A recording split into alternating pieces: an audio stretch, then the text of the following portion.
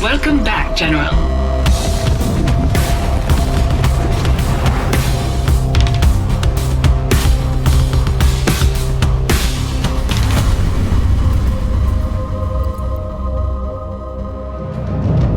The classic RTS games that most of us grew up playing from the mid-90s until the early 2000s, those are the games we're mostly inspired by.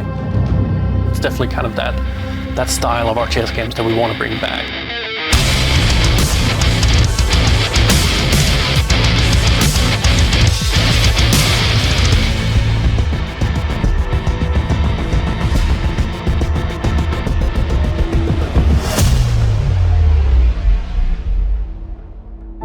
So the original inspiration for TempestRising actually came all the way back in 2014, where my old art director, we sat one evening at the office and we were talking about our favorite games. And of course, my favorite game of all time game series is Command & Conquer, StarCraft, the classic RTS games that defined the genre. One of the coolest things actually are the old covers that you had of these games, always with some cool face. And we thought, hey, why don't we design a cover for a game that doesn't exist?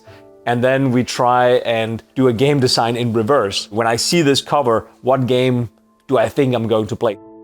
I was brought into the project, I think it was mid-2019. I met with Fred. We talked for probably an hour or two, or even more, about our experiences playing RTS when we were young, like my kids' age, like 10, 11, 12, somewhere in there. And it was really cool. It was really exciting because we had so many experiences in common. There were a lot of things about these games that we were so excited about. I think that might have contributed to me ultimately getting the role that I have now. I've been studying real-time strategy game design, seriously in an academic way for about a decade. It was really exciting to be able to be a part of a project that was bringing back some of the things that I think the genre did so well in the beginning, when it was still the Wild West in terms of game design. The philosophy of the design behind TempestRising is a love letter to the games we grew up with in the 90s, but to then take it into the 21st century while still keeping the core of what made those games great. So it was really to create something that would feel like a homecoming to somebody who had played like the originals, while also being something new and exciting for people who maybe never played the genre before.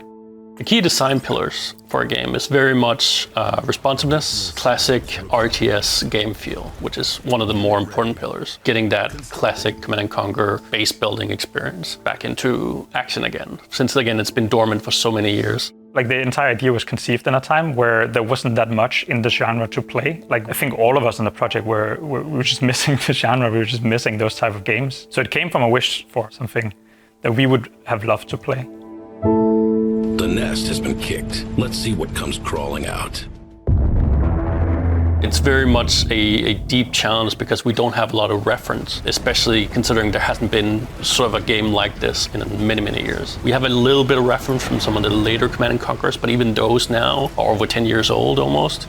So it's definitely a challenge in terms of trying to find the right balance of accessibility and quality of life features that's happened over the years from the few RTS games that have come out, but also still trying to bring back that kind of classic RTS feeling. We spend a lot of time balancing those two things. You want to feel right at home, but at the same time, you also want to feel like there's something new.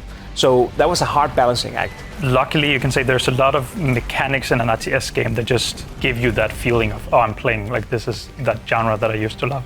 And then like in the periphery of that, there's a lot of stuff we can do with like mechanics and unit designs and introducing stuff like the doctrine system that can help, I would say, like elevate the genre a bit.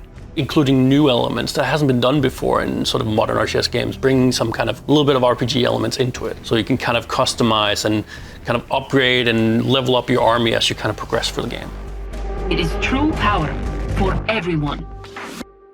We wanted to make sure it's a game that's very easy to play, hard to master. There is a lot of things that were done in the original RTS games that like is very much a product of the time, especially in terms of like UX. Players have become to expect a lot more from games, like a lot more direction, a lot more guidance, whereas the earlier games of the genre very much left everything to the player to figure out. Like either you gave up or you figured it out on your own. That was like your options. It's always a challenge with a UI-intensive game like TempestRising because you want to fit everything in there which you end up not always being able to.